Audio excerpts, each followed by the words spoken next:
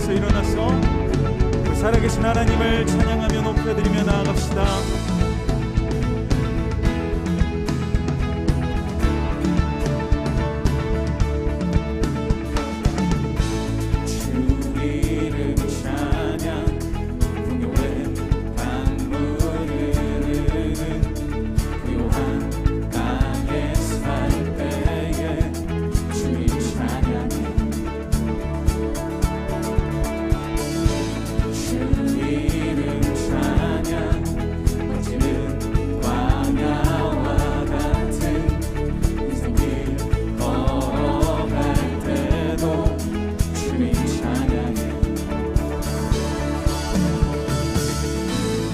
축복 주신 주님 찬양하리.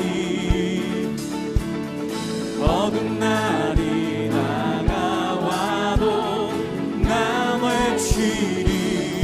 주의 이름을 찬양해. 주의 이름을 찬양해. 영화로운 주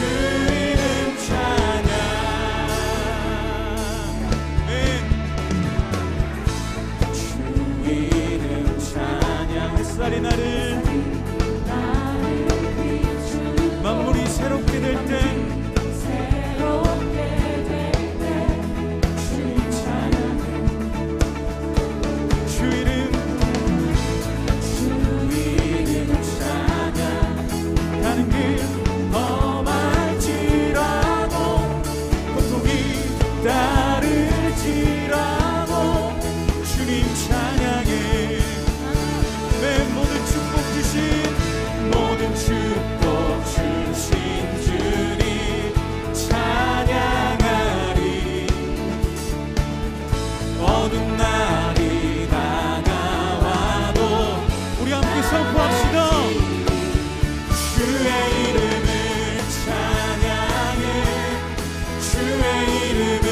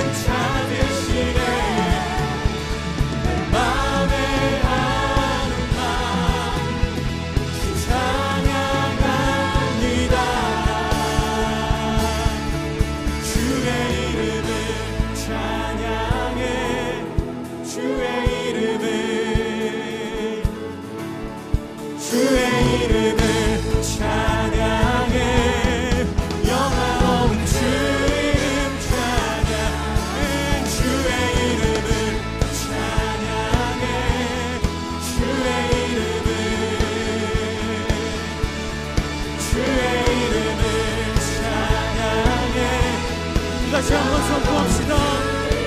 주의 이름을 찬양.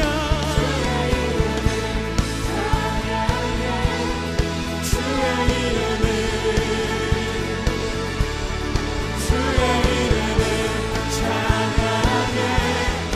영화로운 주 이름 찬양.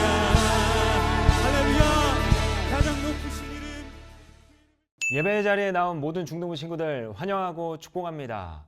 정말 오랜만에 이렇게 영상으로 인사를 드리는 것 같습니다. 네, 우리 이제 특별 새벽 부흥회가 시작됩니다. 베드로전서 말씀으로 2주간 진행되니까 우리 열심히 참여하는 우리 중동부 친구들이 되기를 소망합니다. 우리가 그 전부터 계속 열왕기 하 말씀을 쭉 보다가 이제 회복이라는 주제로 여름 수련회를 마치고 다시 한번 또 이제 열왕기 하 말씀을 쭉 살펴보려고 합니다.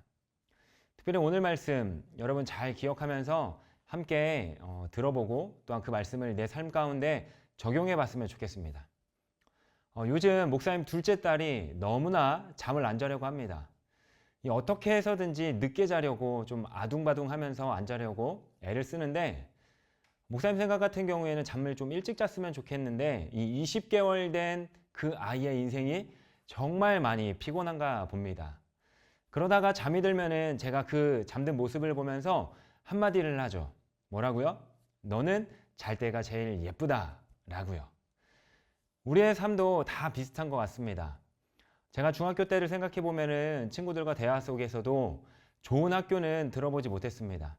대부분의 아이들이 우리 학교가 제일 안 좋아 라고 말하면서 우리 학교는 언덕에 있어서 안 좋고, 또 우리 학교는 집에서 멀어서 안 좋고, 우리 학교는 정류장에서 멀어서 안 좋아, 또 이런 선생님 저런 선생님이 있어서 안 좋아 라고 말을 합니다. 여러분도 마찬가지 아닙니까? 여러분들의 대화 속에서도 학교를 좀 이렇게 들어보면 좋은 학교는 정말 없어 보여요. 우리 가정도 한번 생각해 봅시다. 형, 누나, 동생, 도대체 왜 그렇게 싸우는 겁니까? 다 좋은 삶은 없는 것 같습니다. 문제없이 살아가는 삶과 인생 없습니다.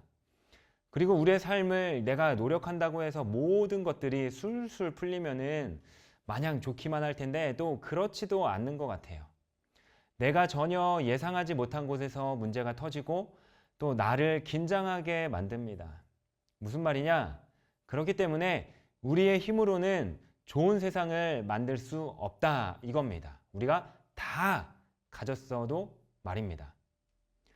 우리는 그리스도인 바로 예수 그리스도를 만날 때 또 그분 안에서 우리의 인생은 더 좋은 인생과 삶, 가장 좋은 길이 된다는 사실을 꽉 붙잡아야 합니다.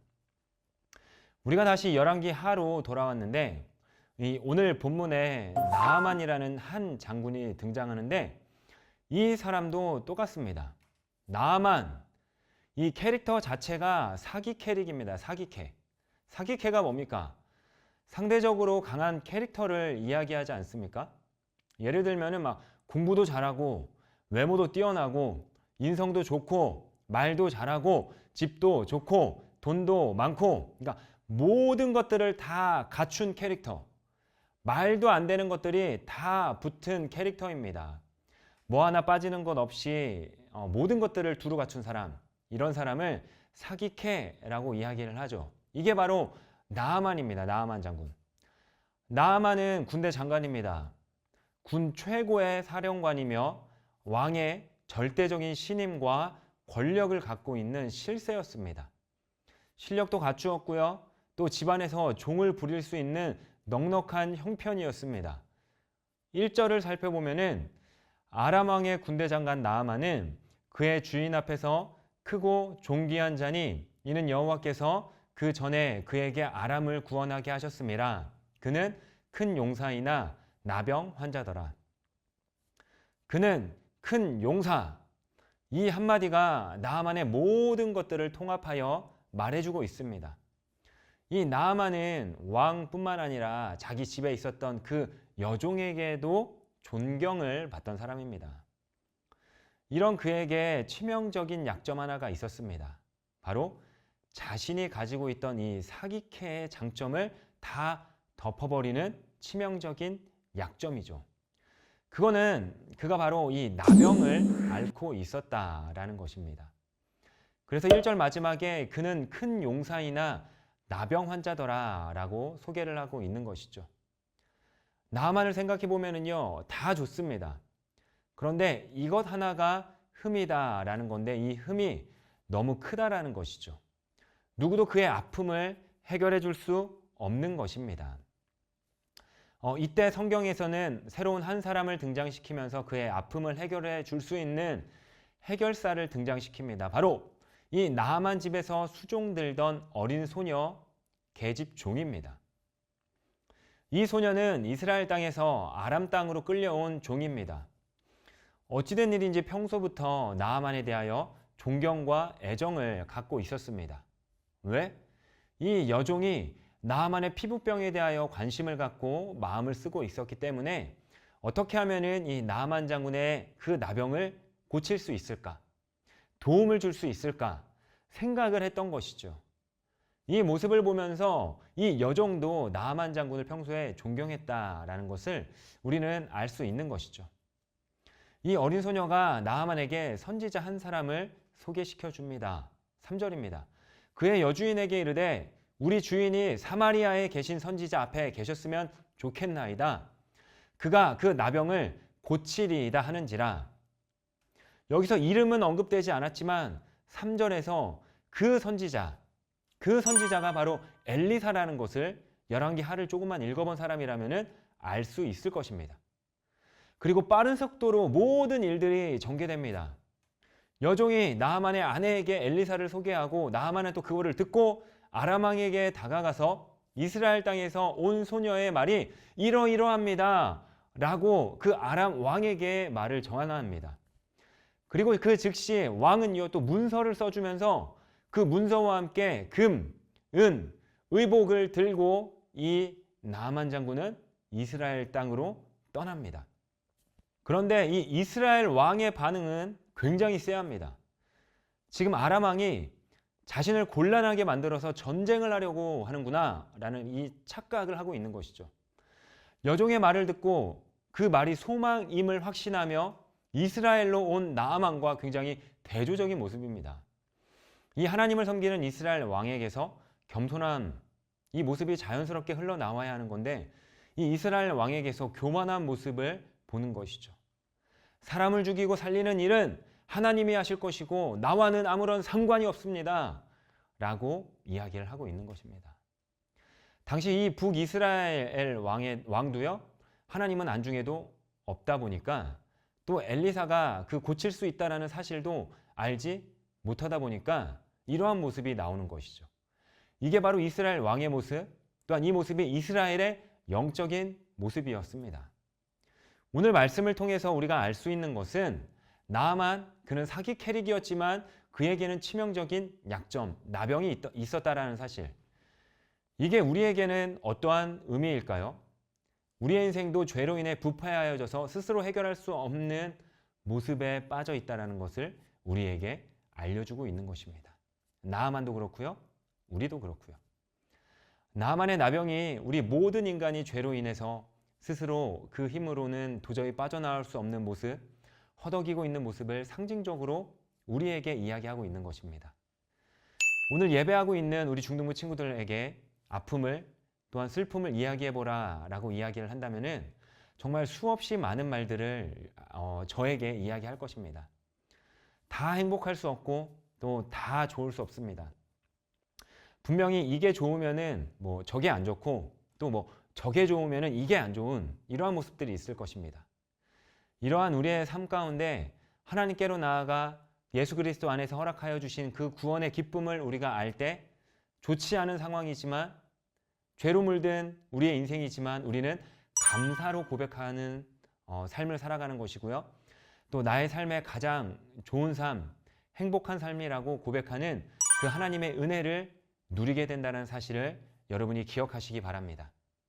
오늘 말씀을 통해서 하나님 도대체 왜 줘? 라는 물음이 아니라 그럼에도 불구하고 감사합니다 라고 고백할 수 있는 우리 중등부 친구들이 되기를 주님의 이름으로 소망합니다.